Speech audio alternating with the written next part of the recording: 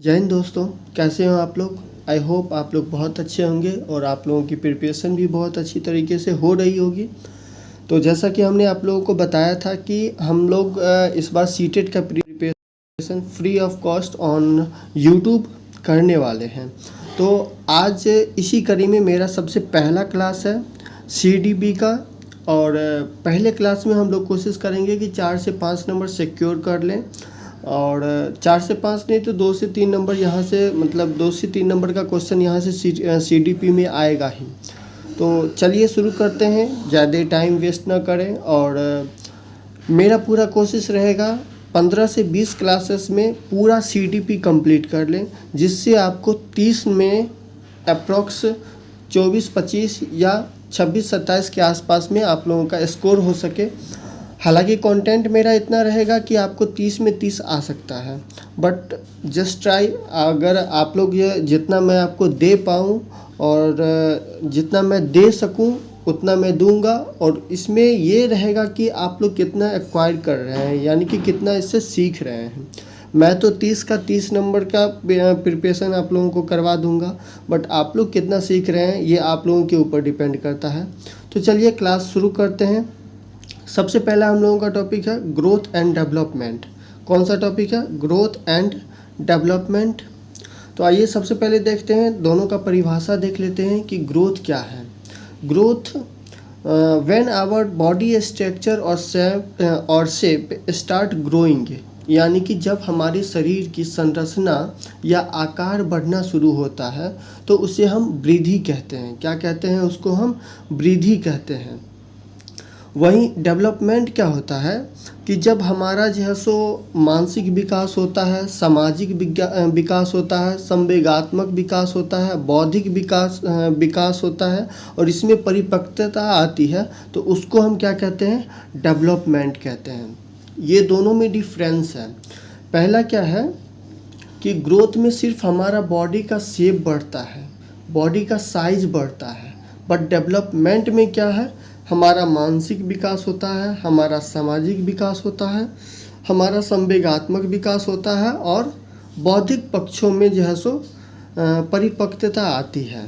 तो ये हमारा सबसे मेन डिफरेंस रहा ग्रोथ और डेवलपमेंट का। तो आइए चलते हैं इसी डिफरेंस को आगे बढ़ाते हुए, और दोनों को एक दूसरे से डिफ्रेंशिएट करके और दोनों का मीनिंग हम लोग निकालते हैं और इसको समझते हैं अच्छी तरीके से। तो फिर नेक्स्ट जो हमारा डिफरेंस है ये क्या है कि ग्रोथ इज एक्सटर्नल लेवल, यानी कि जो ग्रोथ होता है वो एक्सटर्नल होता है, जबकि डेवलपमेंट क्या होता है? एक्सटर्नल और इंटरनल दोनों होता है। क्या होता है? एक्सटर्नल और इंटरनल ग्रोथ दोनों होता है। तीसरा हमारा है, दूसरा पॉइंट है कि growth stop after some time, यानी कि कुछ समय के बाद जो है सो हमारा ग्रोथ जो है सो रुक जाता है, but development continues throughout our life, यानी कि पूरे जीवन तक जो है सो हमारा विकास, हमारा डेवलपमेंट जो है वो कंटिन्यू हमारे पूरे लाइफ जीवन पर्यंत चलते रहता है। जन्म से लेकर के मृत्यु तक चलने वाली प्रक्रिया, सतत प्रक्रिया है ये। इसको क्या कहते हैं? विकास। नेक्स्ट क्या है कि डेवलपमेंट कंटिन्यू, ये तो हो गया आप लोगों का। उसके बाद क्या है कि विकास जो है वृद्धि क्रम के अनुसार नहीं चलती है। वृद्धि क्रम के अनुसार नहीं चलती है। जैसे कि हमारा कभी लंबाई बढ़ता है तो कभी हमारा वज़न बढ़ता है, तो कभी वज़न घटता है, तो फिर जो है सो कभी लंबाई बढ़ता है, तो ऐसे चलते रहता है। जबकि विकास में क्या है कि विकास एक निश्चित क्रम में होता है। जैसे अब कैसे विकास जो है सो निश्चित क्रम में होता है, तो हमें अपना जितना विकास करना होता है, हमें अपना जितना विकास करना होता है उतना हो जाता है। कैसे होता है? जैसे हमारा मानसिक विकास हुआ, जैसे हमारा सामाजिक विकास हुआ, जैसे हमारे अंदर जो है सो चिंतन करने की भावना आ गई, तो हम जितना चाहते हैं, जितना हम अपने आप को तपाते हैं, जितना हम अपने आप पे वर्क करते हैं, जितना हम अपने आप पे प्रैक्टिस करते हैं, किसी भी क्षेत्र में हो, चाहे हमारा सामाजिक क्षेत्र में हो या हमारा जो है सो मेंटल डेवलपमेंट करना हो, तो जितना हम अपने आप पे टाइम देते हैं मेरा विकास उतना ही ज़्यादा होता है। जैसे आप लोग अभी सीटेट का प्रिपरेशन कर रहे हैं, तो सीटेट का प्रिपरेशन करने के साथ साथ आप लोग क्या कर रहे हैं, जैसे आप लोग नोट्स पढ़ रहे होंगे, या आप जब बीएड कर रहे होंगे या डीएलएड कर रहे होंगे, तो उस टाइम में जो आपके टीचर जो है सो पढ़ा रहे होंगे सीटीपी में, या बेसिक इन एजुकेशन जो हम लोगों का चैप्टर होता है उसमें जो पढ़ा रहे होंगे, तो वो सब जो है सो पढ़ने के साथ साथ आप जो नोट्स रिवाइज कर रहे हैं, नोट्स रिवाइज के साथ साथ आप जो प्रैक्टिस जितना कीजिएगा, आपके ये जो है सो जो सीटेट का एग्ज़ाम है उसमें आप उतना ही ज़्यादा अच्छा नंबर यानी कि अच्छा मार्क्स लेकर के आइएगा। तो कहने का मतलब ये है कि जो डेवलपमेंट होता है ये टोटली आप पे डिपेंड करता है कि आप अपने आप को कितना मेहनत कर रहे हैं और आप अपने आप पे कितना टाइम दे रहे हैं। तो ये रहा। उसके बाद क्या है कि वृद्धि जो है सो मेजर किया जा सकता है, वृद्धि के मेजर किया जा सकता है, जैसे कि हमारा भार हुआ, जैसे कि हमारा लंबाई हुआ, तो हम लोग इसको माप सकते हैं। But development can not be measured directly, यानी कि डेवलपमेंट जो है, विकास जो है वो डायरेक्टली मेजर नहीं किया जा सकता है। हालांकि हम एक बुद्धि का एक फार्मूला होता है, इंटेलिजेंस का एक फार्मूला होता है, वो फार्मूला मैं आप लोगों को नेक्स्ट वीडियो में बताऊंगा। वैसे मतलब थोड़ा सा अभी आप लोगों को डिस्क्राइब कर देते हैं कि जैसे बुद्धि का एक फार्मूला होता है कि जितना हमारा मानसिक विकास हुआ उसके बट्टे में जो है सो यानी कि डिवाइड कर देते हैं वास्तविक जो एज होता है उससे, और मल्टीप्लाई कर देते हैं 100 से, तो ये हमारा जो है सो बुद्धि का, इंटेलिजेंस का जो है सो एक मेजर मिल जाता है। बट ये जो है सो मतलब एक यही चीज़ पॉसिबल है, बाकी जो है सो development can not be measured. जैसे कि जो है सो क्या कहते हैं कि हम जो है सो मेरा सामाजिक विकास हुआ, मेरे अंदर नैतिक विकास हुआ, मेरे अंदर मानवता आई, मेरे अंदर क्रूरता आई, तो ये सब चीज़ जो है सो, हालांकि क्रूरता को साइड किया जा सकता है, बाकी जो हमारे अंदर सामाजिक विकास हुआ, नैतिक विकास हुआ, इसका जो है सो मापन नहीं कर सकते हैं।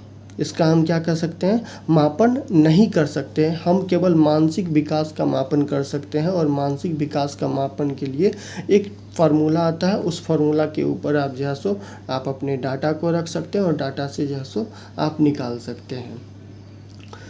नेक्स्ट है कि ग्रोथ ओनली क्वांटिटेटिव, यानी कि वृद्धि जो है सो केवल परिणात्मक होता है, जबकि डेवलपमेंट में क्वांटिटेटिव होता है और क्वालिटेटिव होता है। क्वालिटेटिव यानी कि जितने आप अपने अंदर जो है सो क्वालिटी डेवलप कर सकते हैं, तो उतना ज़्यादा आपके अंदर क्वालिटी आएगा, और क्वांटिटेटिव तो है ही।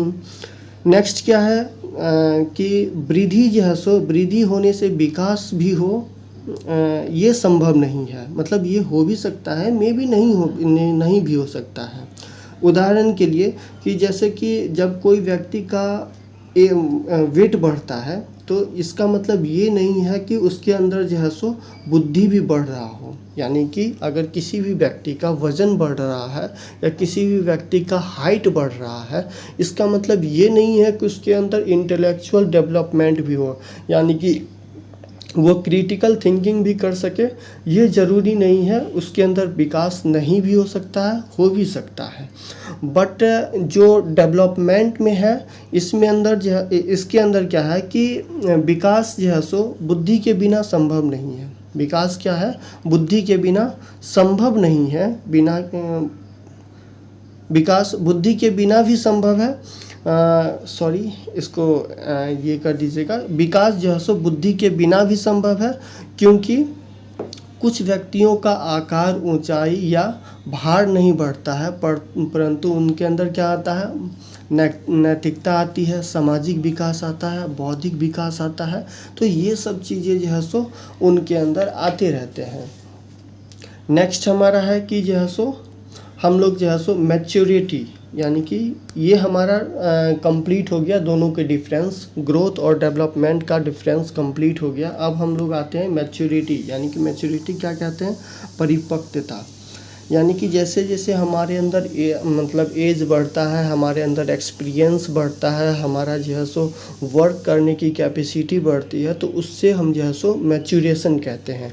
ये दो चीज़ पे डिपेंड करता है मैच्योरिटी। सबसे पहले ये जो है सो हेरिडिटी से रिलेटेड है और हमारे इन्वायरमेंट से रिलेटेड है। यह जो है सो किससे रिलेटेड है, तो हेरिडिटी से रिलेटेड है और इन्वायरमेंट से भी रिलेटेड है। बड़े होने पर मैच्योरिटी आती है, सामान्यतः ऐसा देखा जाता है, इसलिए मैंने इसके जो है सो नोट में डाल दिया है। अब हम लोग देखते हैं विकास के आयाम। यहाँ से आपको एक क्वेश्चन आ ही जाएगा सीटेट में, तो आप इसको स्टार मार्क कर लीजिएगा और हो सके जितना आप लोग मतलब इसको रिवाइज कर सके उतना ज़्यादा रिवाइज कीजिएगा। तो विकास के आयाम यानी कि डोमेन ऑफ डेवलपमेंट है ना। तो विकास क्या है कि मल्टी डायमेंशनल और मल्टी डायरेक्शनल होता है। क्या होता है, मल्टी डायमेंशनल और मल्टी डायरेक्शनल होता है। विकास में जैसे हमारा शारीरिक विकास हो गया, जैसे हमारे अंदर मोटर डेवलपमेंट आ गया, जैसे हमारे अंदर कॉग्निटिव डेवलपमेंट आ गया, सोशल डेवलपमेंट आ गया, इन्वायरमेंटल डेवलपमेंट आ गया, इमोशनल डेवलपमेंट आ गया, मोरल डेवलपमेंट आ गया और लैंग्वेज डेवलपमेंट आ गया, यानी कि हमारे अंदर भाषा सीखने की क्षमता आ गई। ये सब चीज़ें जो है सो डोमेन ऑफ डेवलपमेंट के अंदर आता है। वहीं क्या है कि शारीरिक विकास यानी कि फिजिकल डेवलपमेंट में हमारा जो है सो नॉर्मल सा डेवलपमेंट होता है। वही जो है सो मोटर डेवलपमेंट में यह एक तरह से बालक के शरीर के विकास से जुड़ा होता है। जैसे कि हमारा मसल्स डेवलपमेंट हुआ, हमारा हड्डी का जो कैपेसिटी है वो जो है सो इसमें कैल्शियम की मात्रा और हड्डी मजबूत होना या उन पे जो है सो कंट्रोल करना। तो इन सभी चीज़ों को जो है सो मतलब हम लोग किसमें, मोटर डेवलपमेंट में रखते हैं। ठीक है, जैसे चलना, दौड़ना, कूदना आदि ये सब चीज़ें जो है सो मोटर डेवलपमेंट में आते हैं। मोटर डेवलपमेंट को दो पार्ट में डिवाइड किया गया है, फाइन मोटर स्किल और gross motor skill. Fine motor skills में क्या होता है कि जिसमें हम लोग जो है सो मसल्स का बहुत कम यूज़ करते हैं। फाइन मोटर स्किल्स में क्या करते हैं, मसल्स का बहुत कम यूज़ करते हैं। एग्जाम्पल के तौर पे हम लोग ले सकते हैं, राइटिंग ले सकते हैं। जैसे कोई बच्चा राइटिंग कर रहा है तो उसमें हाथ तो चल रहा है बट वो उतना ज़्यादा वो उसका फिजिकल मतलब वर्क नहीं हो रहा है, तो इसको फाइन मोटर स्किल्स में रखा जाता है। जैसे कलर कर रहा है कोई बच्चा, किसी को कटिंग करना है, पेपर कटिंग करना है, या फिर जैसे किसी को क्या कहते हैं रोटी तोड़ना हुआ, तो ये सभी चीज़ें जो है सो फाइन मोटर स्किल्स में आते हैं। दूसरा क्या है, ग्रॉस मोटर स्किल्स। इसमें मसल्स का ज़्यादा यूज होता है। एग्जाम्पल के तौर पे क्या हो गया, स्विमिंग हो गया, जंपिंग हो गया और रनिंग हो गया। नेक्स्ट हमारे विकास के आयाम में क्या है, मेंटल एंड कॉग्निटिव डेवलपमेंट हो गया, सामाजिक विकास हो गया। जैसे बच्चे के अंदर सामाजिक विकास आ गया कि इनके साथ कैसे बोलना है, कैसे रहना है। इमोशनल डेवलपमेंट हो गया। इमोशनल डेवलपमेंट जैसे कि कोई अगर संवेदनशील इन्वायरमेंट है तो उसमें थोड़ा सा शांत रहना, या जैसे कोई खुशी का माहौल है तो उसमें एकदम खुश होना। ऐसा नहीं है कि खुशी का माहौल है उसमें जो है सो एकदम अरे बाप रे बाप कलेजा पीट के रोना शुरू कर दे, तो ऐसे इस कंडीशन में इमोशनल डेवलपमेंट नहीं होते हैं बच्चे का। तो अगर जिनके अंदर ये सारी चीज़ें आती है तो वो इमोशंस को समझ सकते हैं कि कैसे किस टाइप का सिचुएशन और कंडीशन है। मोरल डेवलपमेंट हो गया। मोरल डेवलपमेंट जैसे बड़ों का रिस्पेक्ट करना, जैसे हमारे समाज में क्या प्रवृत्तियाँ चल रही है उनके ऊपर जो है सो हमारे समाज के लिए क्या कर सकते हैं क्या नहीं कर सकते हैं, तो जैसे नैतिकता होता है वो। फिर क्या है कि लैंग्वेज डेवलपमेंट यानी कि कई तरह के भाषा सीखना। तो इन सभी चीज़ों को किसके अंदर रखते हैं, तो डोमेन ऑफ डेवलपमेंट के अंदर आ गया। अब नेक्स्ट हमारा टॉपिक है प्रिंसिपल ऑफ चाइल्ड डेवलपमेंट। कौन सा टॉपिक है, principle of child development. Child development में क्या है कि बच्चे कैसे डेवलप करते हैं, कैसे क्या करते हैं, कौन सी अवस्था होती है, इन सभी चीज़ों के बारे में जानकारी रखना होता है। तो सबसे पहला इसमें है कि हम लोगों का प्रिंसिपल ऑफ सिमिलर पेरेंट जैसे अगर कोई आदमी का बच्चा है, मानव का बच्चा है, तो वो अपनी माता पिता के अनुसार जो है सो चलना बोलना सीखना, एक्टिविटी ईच एंड एवरीथिंग वो सीखते हैं। जैसे कोई जानवर का बच्चा हुआ पिक्चर में, जैसे कि आप लोग देख सकते हैं कि अगर एक हाथी का बच्चा है तो वो अपनी माता पिता के जैसे जो है सो बोलना चलना सीख रहे हैं। तो ये होता है प्रिंसिपल ऑफ सिमिलर पेरेंट, यानी कि जैसे उसके पेरेंट रहेंगे उसी तरह से वो अपना डेवलपमेंट करेगा या उसी तरह से वो अपने अंदर डेवलपमेंट लाएगा। ठीक है, नेक्स्ट हमारा है विकास की दिशा का सिद्धांत, यानी कि विकास की दिशा, प्रिंसिपल ऑफ डायरेक्शन।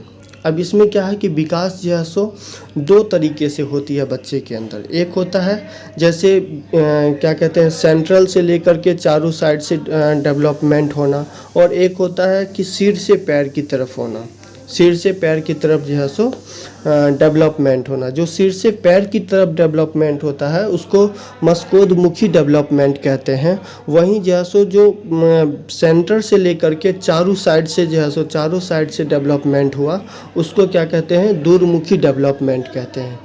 ठीक है, नेक्स्ट हमारा तीसरा है प्रिंसिपल ऑफ कंटिन्यूटी, यानी कि विकास जो है सो ये कंटिन्यू चलते रहता है। ठीक है, ये कब से कब तक चलते रहता है, तो माँ के गर्भ से लेकर के मृत्यु तक, यानी कि विकास जो है सो सतत चलने वाली प्रक्रिया है। क्या है, आप लोग बीएड में पढ़ते होइएगा कि विकास क्या है, सतत चलने वाली प्रक्रिया है और यह जीवन पर्यंत चलने वाली प्रक्रिया है। माँ के गर्भ से लेकर के मृत्यु तक ये जो है सो विकास चलता है। अब नेक्स्ट हमारा टॉपिक है कि जो है सो principle of general to specific, यानी कि जो है सो सामान्य से विशिष्ट की ओर। जैसे कोई भी बच्चा अगर उनके अंदर डेवलपमेंट होता है, ठीक है, तो वो जो है सो जैसे पहले उठना शुरू करता है, फिर उठ के बैठता है, फिर चलना शुरू करता है और चलने के बाद फिर दौड़ना शुरू करता है।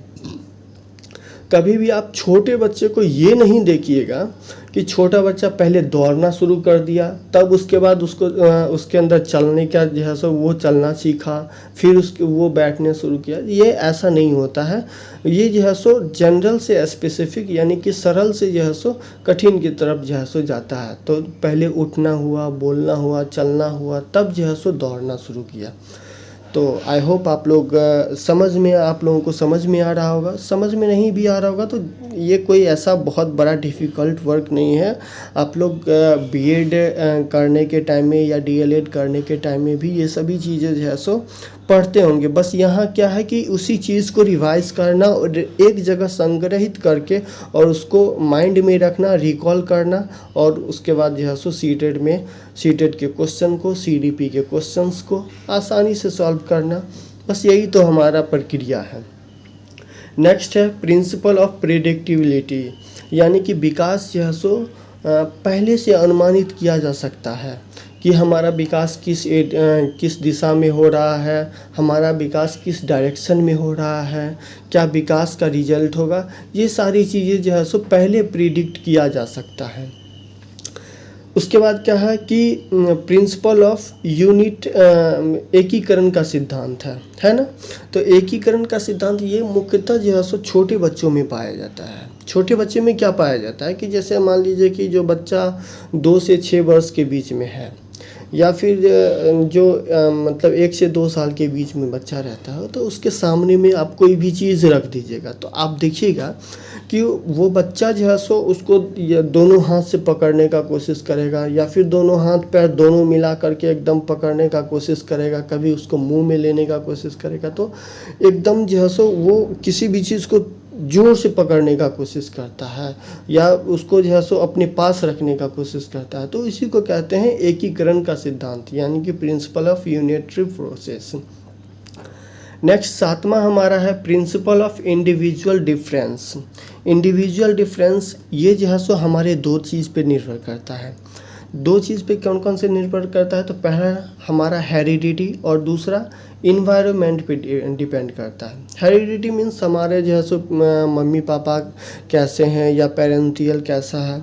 दूसरा इन्वायरमेंट हमारे आसपास के जो है सो वातावरण कैसे हैं। तो इन सभी ये 2 चीज़ों पे जो है सो डिफरेंस जो है सो principle of individual difference depend करता है। बच्चों का विकास व्यक्तिगत भिन्नता के अनुसार चलता है। किसी में विकास की गति तेज़ी होती है तो किसी में कम होती है। अब एक छोटा सा और एग्जांपल हम लोग ले सकते हैं कि जैसे कोई बच्चा पतला हो गया, कोई बच्चा का हाइट छोटा हो गया, कोई मोटा हो गया बहुत ज़्यादा, तो कोई जो है सो नॉर्मल जैसे होना चाहिए वैसे है, कोई एकदम हेल्दी पर्सन है। तो ये जो है सो हेरिडिटी पे डिपेंड करता है और इन्वायरमेंट पे डिपेंड करता है। जैसे जस्ट टेक अनदर एग्जांपल इस चीज़ के ऊपर कि जैसे कोई बच्चा पंजाब में जन्म लिया, ठीक है, और कोई बच्चा नेपाल में जन्म लिया, तो आई थिंक दोनों के कंपैरिजन में जो बच्चा पंजाब में पैदा लेता है या जन्म लिया है, वो जो है सो उसका बॉडी स्ट्रक्चर, हाइट वगैरह ईच एंड एवरीथिंग बहुत बड़ा होगा। और जो बच्चा नेपाल में जन्म लिया है तो उसका हाइट कंपैरेटिवली छोटा होता है, उसके फेस का जो कटिंग होता है वो डिफरेंट होता है। तो ये सभी चीज़ें जो है सो इन्वायरमेंट पे भी डिपेंड करता है। किस चीज़ पे डिपेंड करता है? इन्वायरमेंट पे डिपेंड करता है। दूसरा क्या है कि हमारी इंटेलिजेंस, मोटिवेशन, इंटरेस्ट इटीसी ये सब चीज़ें जो है सो अलग अलग होती है, सभी बच्चे में अलग अलग होती है। किसी को क्रिकेट खेलने में मन लगता है तो किसी को पेंटिंग करने में मन लगता है, तो कोई कहीं और से जो है सो मोटिवेट होता है। किसी का मोटिवेशनल पर्सन कोई और हो सकते हैं, कोई किसी और चीज़ से प्रभावित होता है। तो सभी लोग अलग अलग तरीके से अपने आप को प्रभावित करते हैं और अपनी जो है सो लाइफ में डेवलप करते हैं, ठीक है। नेक्स्ट हमारा 8 नंबर टॉपिक है कि principle of spiral versus linear advancement. इसका मतलब क्या है कि विकास जो है सो कभी भी एक रेखा में नहीं चलता है, सीधी रेखा में नहीं चलता है। जैसे अगर कोई बोले तो विकास जो है सो सीधा ग्राफ उसका नहीं हो सकता है, यानी कि 0 से लेकर कंटिन्यूअसली आगे नहीं बढ़ सकता है। विकास क्या है? विकास की गति कभी तेज़ी हो सकती है तो कभी धीमी हो सकती है, फिर कभी तेज़ होगा, कभी धीमा होगा, कभी तेज़ होगा, कभी धीमा होगा। तो ये जो है सो स्पाइरल तरीके से चलते रहता है। किस तरीके से चलता है? स्पाइरल तरीके से चलते रहता है, कभी भी एक रेखा में नहीं चलता है। ये मोस्ट इम्पोर्टेंट पॉइंट है अपना लोग का।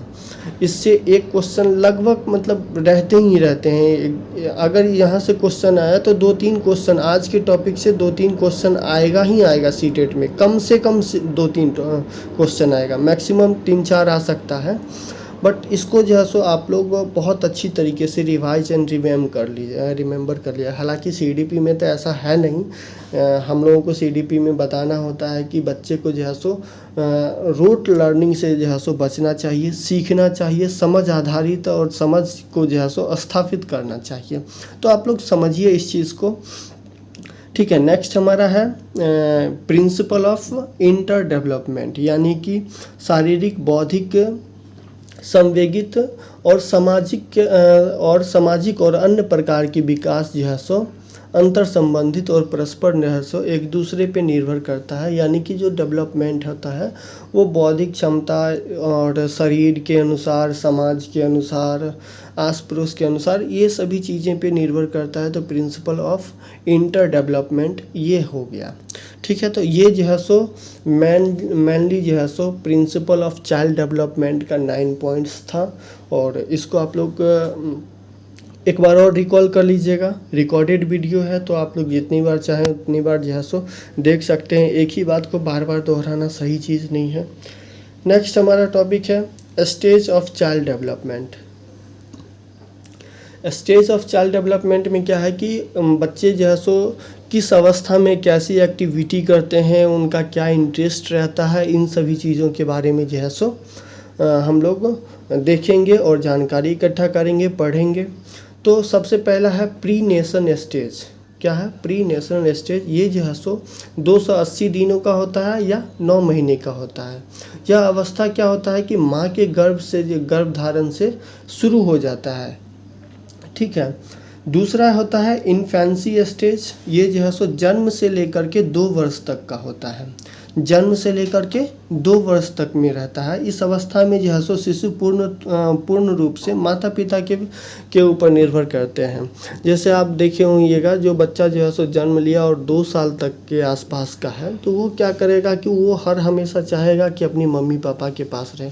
अगर वो मतलब कोई अननोन पर्सन आ गया और उस बच्चे को गोद में ले लिया, तो वो बच्चा जो है सो रोना शुरू कर देता है और कोशिश करता है कि हम अपनी मम्मी पापा के पास रहें। तो ये क्या होता है, इस अवस्था में अपने मम्मी पापा पे बच्चा जो है सो निर्भर करता है।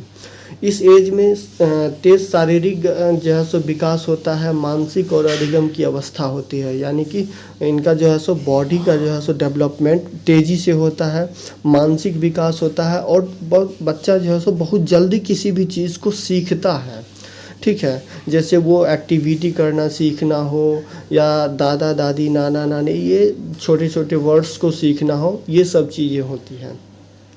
नेक्स्ट क्या है, सबसे इम्पोर्टेंट पॉइंट क्या है कि इसमें जो है सो नैतिकता का अभाव होता है। जैसे आप छोटे बच्चे को ले लीजिए और किसी को बोलिएगा कि एक थप्पड़ किसी को बच्चा मारो, तो वो बच्चा जो है सो किसी को मार देता है या किसी का बाल घिस देता है। इसी पे एक छोटा सा एक भोजपुरी में गाना भी है, एक गाना है मनोज तिवारी जी का कि चट देनी मार देली घींच के तमाचा ही हंस देली रिंकिया के पापा। तो रिंकिया के पापा क्यों हंस रहे हैं, क्योंकि उनका जो बच्चा है वो जो है सो किसी को एक थप्पड़ मार दिया। तो बच्चे जो है सो मतलब अगर इस एज में अगर बच्चे कोई गलती भी करते हैं, मॉरलिटी का अभाव भी होता है, तो उसको जो है सो लोग एंजॉय के तौर पे लेते हैं। तो इसी पे एक छोटा सा गाना है, आप लोग गलत मीनिंग ले लेते हो गाने को, बेकार में मनोज जी को जो है सो आप इतने परेशान करते हो और इतने ट्रोल करते हो। तो तो गाने का सही रियल मतलब समझ में आया ना। गाना का मतलब ये है कि जो बच्चा जन्म से लेकर के 2 वर्ष तक का होता है, यानी कि इन्फेंसी स्टेज में होता है, तो उनमें मॉरलिटी का अभाव होता है और उन मॉरलिटी के अभाव को सीनियर लोग जो होते हैं ना, वो इन्जॉय करते हैं इस चीज़ को। तो ये ऐसा रहता है। नेक्स्ट हमारा स्टेज है अर्ली चाइल्डहुड स्टेज। कौन सा है, अर्ली चाइल्डहुड स्टेज है। इसमें जो है सो बच्चा जो है सो अनुकरण करना सीखता है। अनुकरण के द्वारा, यानी कि जो अपने उसके जो है सो मम्मी पापा जैसे होते हैं या उनके जो एक्टिविटी होती है उससे वो लोग बच्चे जो है सो सीखते हैं। इसमें क्या होता है कि बच्चे के अंदर क्यूरियोसिटी ज़्यादा होती है, जिज्ञासा ज़्यादा होगा। बच्चे डिफरेंट तरीके के क्वेश्चंस पूछेंगे, उनके अंदर क्यूरियोसिटी आएगा, कैसे हुआ, कोई भी चीज़ कहाँ से आया, वो क्यों आया।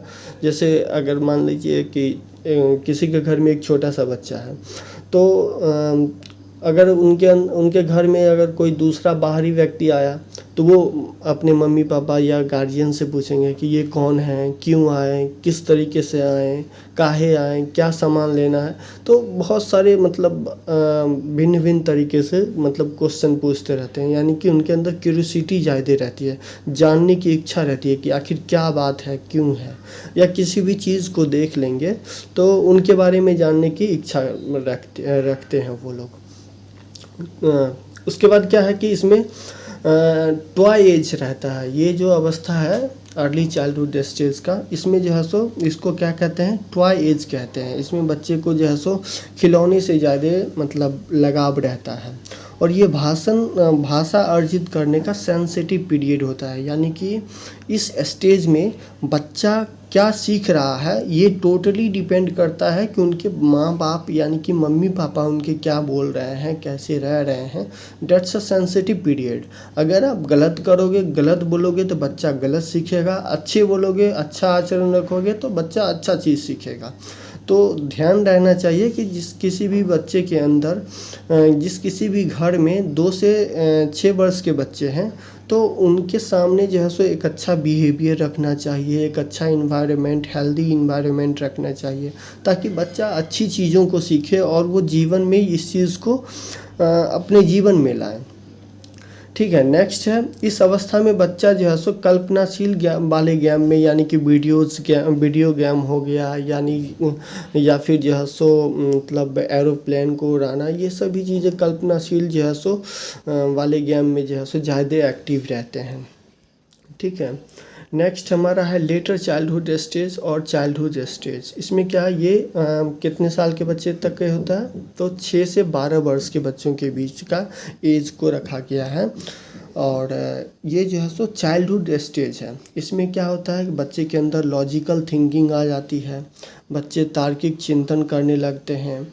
ये जो है सो स्कूल का आरंभिक एज होता है, बच्चे स्कूल जाना शुरू कर देते हैं। गंदी अवस्था है। गंदी अवस्था इसलिए कहते हैं क्योंकि इस एज में बच्चे जो है सो मतलब जैसे आप लोग देखते होइएगा कि जो बच्चा स्कूल जाता है और उस स्कूल से आते टाइम में क्या है कि अगर बारिश वगैरह हो गया तो वो लोग भीगते हुए आएंगे, धूप हो गया धूल मिट्टी उड़ाते हुए आएंगे। तो इसलिए जो है सो इस अवस्था को क्या कहते हैं, गंदी अवस्था कहते हैं। उसके बाद क्या है, इसमें स्मार्ट एज होता है, यानी कि बच्चे के अंदर बहुत ज़्यादा ब्रेन डेवलप करता है। ये खेलों की अवस्था होती है। बच्चे खेलते हैं, ग्रुप में टोली बनाते हैं, गैंग बनाते हैं। मतलब गैंग कहने का मतलब बच्चों का एक टोली बनाते हैं और फिर मतलब खेलते वगैरह हैं। तो इसमें जो है इसको गैम एज कहा जाता है, गैंग की अवस्था कहा जाता है, टोली की अवस्था कहा जाता है। ठीक है, dates a unique period of life, यानी कि किसी भी बच्चे का, किसी भी मानव का सबसे सेंसिटिव और बहुत ही अच्छा जो है सो पल ये जो है सो 6 से 12 वर्ष का होता है।